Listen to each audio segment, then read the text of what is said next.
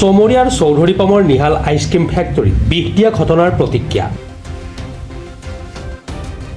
বিষ দিয়া ঘটনাৰ সৈতে জড়িত সকলৰ শাস্তিৰ দাবীত স্কুল কলেজৰ ছাত্ৰৰ প্ৰতিবাদী ধৰ্ণাত উত্তাল পৰিৱেশ। দক্ষিণ কামৰূপৰ চমৰীয়াৰ চৌধুৰীপামৰ নিহাল আইচক্ৰীম ফেক্টৰীৰ বৰফ বনোৱা পানীৰ টেংকিত মাৰাত্মক বিষ প্ৰয়োগৰ শিহৰণকাৰী ঘটনাৰ প্ৰতিক্ৰিয়া অব্যাহত। আজি জঘন্য কাণ্ডৰ তীব্ৰ প্ৰতিবাদ সাব্যস্ত কৰে চৌধুৰীপাম অঞ্চলৰ স্কুল কলেজৰ ছাত্ৰ আৰু একাংশ পুৰুষ মহিলাই। নিহাল আইচক্ৰীম ফেক্টৰীত বিষ দিয়া চক্ৰ হুঁচিয়াৰ, মানুহৰ জীৱনক মৃত্যুৰ মুখলৈ ঠেলি দিয়া চেষ্টা চলোৱা ষড়যন্ত্ৰকাৰীসকল হুঁচিয়াৰ। বিষ দিয়া চক্ৰৰ সকলো ষড়যন্ত্ৰকাৰীক আটক কৰক, নিহাল আইচক্ৰীম ফেক্টৰী বন্ধ কৰি দিয়াৰ চক্ৰান্ত নচলিব, মানুহ মাৰিবলৈ চেষ্টা কৰা চক্ৰান্তকাৰীসকলৰ ফাঁচি চাই আদি শ্লোগানেৰে স্কুল কলেজৰ ছাত্ৰ আৰু ৰাইজৰ প্ৰতিবাদী ধৰ্ণা উত্তাল কৰি তোলে অঞ্চলটোৰ পৰিৱেশ। উল্লেখ্য, জোৰশিমলী আৰক্ষী চকীৰ অন্তৰ্গত চৌধুৰীপাম নিহাল আইচক্ৰীম ফেক্টৰীত দুৰ্বৃত্তৰূপী ফেক্টৰীৰ শ্ৰমিকে যোৱা ৭ মাৰ্চৰ নিশা অজ্ঞাত। উল্লেখ্য, জোৰশিমলী আৰক্ষী চকীৰ অন্তৰ্গত চৌধুৰীপামৰ নিহাল আইচক্ৰীম ফেক্টৰীত দুৰ্বৃত্তৰূপী ফেক্টৰীৰ শ্ৰমিকে যোৱা ৭ মাৰ্চৰ নিশা অজ্ঞাত উদ্দেশ্যেৰে আইচক্ৰীম বনোৱাৰ পানীত মিহলাইছিল জীৱননাশী বিষাক্ত ৰাসায়নিক দ্ৰব্য। ৰাজ্যজুৰি চাঞ্চল্যৰ সৃষ্টি কৰা এই জঘন্য ঘটনাক লৈ আজিও আতংকিত সমগ্ৰ চৌধুৰীপামবাসী। শ শ লোকৰ জীৱন নাশৰ বাবে চলোৱা এই প্ৰচেষ্টাক সকলোৱে একেমুখে জনাইছে ধিক্কাৰ। অতিকে ঘৃণনীয় এই কাণ্ডই আজি লজ্জানত কৰিছে সমগ্ৰ সভ্য সমাজক। ইতিমধ্যে এই ঘটনাৰ সৈতে জড়িত থকা বুলি চিনাক্ত হোৱা ফেক্টৰীখনৰ বৰফ বিক্ৰেতা বকৰ তামুলিডি গাঁৱৰ বাসিন্দা শ্বাহজাহান আলীক ফেক্টৰী কৰ্তৃপক্ষই আটক কৰি গতাই দিছে জোৰশিমলী আৰক্ষী।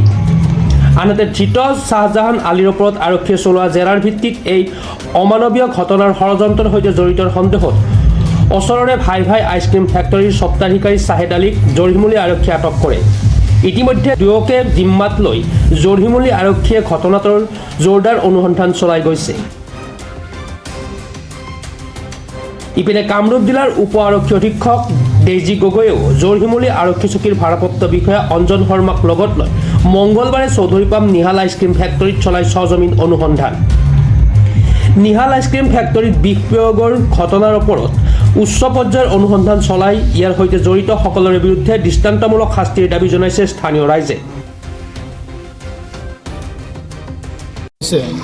এইটো মানে উপযুক্ত মানে শাস্তি লাগে, তো এইটো আমি মানি নলওঁ, কেতিয়াও নলওঁ। কিয়নো এইটো আমি নিহাল আইচক্ৰীম ফেক্টৰীত কিবা দুৰ্ঘটনা হৈছে বা কিবা হৈছে, এইটো যদি মানে পাব্লিকে খালেহেঁতেন বা আমাৰ স্কুলৰ ষ্টুডেণ্ট খালেহেঁতেন, আমিও খাওঁ, তো এইটো কি হ'লহেঁতেন? এইটো খুব মানে ঘটনা হৈছে, জঘন্য ঘটনা হৈছে। জঘন্য বুলি কওঁ আমি, জঘন্য ঘটনা হৈছে। তো যোনে মানে এই কামটো কৰিছে তাৰ উপযুক্ত বিচাৰ চাই এইখিনি। কেনেকুৱা শাস্তি বিচাৰে আপুনি? কেনেকুৱা শাস্তি মানে ফাঁচি দিব লাগে, এনেকুৱা ব্যক্তিজনক ফাঁচি দিব লাগে, যাতে মানে নিন্দনীয় ঘটনা এনেকুৱা যাতে নকৰে। আমি ইয়াতে সকলোৱে একত্ৰিত হৈছোঁ এটা কাৰণে যে আজি নিহাল আইচক্ৰীম ফেক্টৰীত যিটো মানে ঘৃণনীয় কাৰ্য যিটো আমি দেখিবলৈ পাই আছোঁ, এই কাৰ্যটো আমি একেবাৰে মানে কোনেও এই বস্তুটো আমি মানি ল'ব পৰা নাই। যিহেতু চাওক, আজি ইয়াৰ পৰা বস্তু আমি বনাই বস্তুবোৰ আমি ইয়াৰ পৰা এই এৰিয়াত আমি চব বস্তু বিলীন কৰি দিম। সেই আইচক্ৰীমবোৰ আমাৰ সৰু সুৰা বাচ্চা ল'ৰাবোৰে সেইবোৰ সেৱন কৰি থাকে। সেই সেৱন কৰাৰ ফলত যদি ৰাস্তাত কোনোবাই এই বস্তুটো খোৱাৰ পিছত হঠাৎকৈ মানে নিজৰ মানে আত্মাটো ওলাই যাব, ৰাস্তাত পৰি থাকিব, মৃত্যুৰ মুখলৈ ঠেলি দিব।